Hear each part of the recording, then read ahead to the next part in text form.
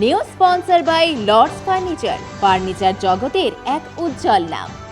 নিজেদের ঘরকে সুন্দর আসবাব দিয়ে সাজাতে আজই আসুন আমাদের প্রতিষ্ঠানে।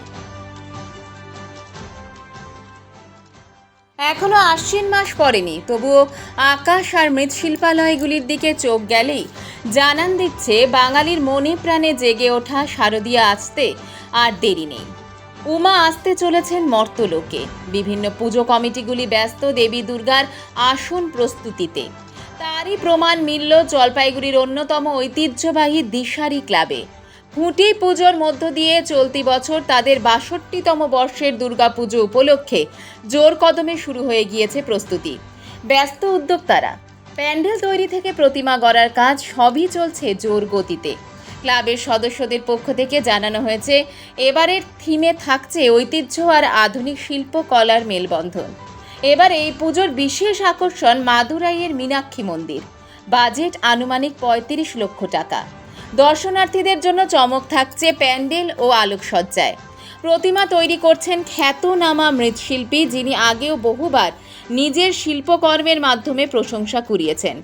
মালদা, মেদিনীপুর, পান্ডুয়ার শিল্পীরা দিন রাত কাজ করে প্যান্ডেল প্রস্তুত করছেন। ক্লাব সম্পাদক ও পুজো কমিটির যুগ্ম সম্পাদক সত্যব্রত দে জানান, প্রতি বছরই আমাদের ক্লাব বেশ বড় আকারে দুর্গাপুজো করে থাকে, পাশাপাশি বিভিন্ন সামাজিক কাজও করে থাকে। শেষে বলতে হয়, জলপাইগুড়িবাসী অধীর আগ্রহে অপেক্ষা করছে দিশারির এই বছরের থিম ও প্রতিমা দর্শনের জন্য। এখন শুধু সময়ের অপেক্ষা মা দুর্গার আগমনের। থিম হচ্ছে আমাদের মাদুরাইয়ের মীনাক্ষী মন্দির তৈরি হচ্ছে এবার, ঠিক আছে। আর বাজেট নিয়ার অ্যাবাউট ৩৫ লক্ষ টাকা।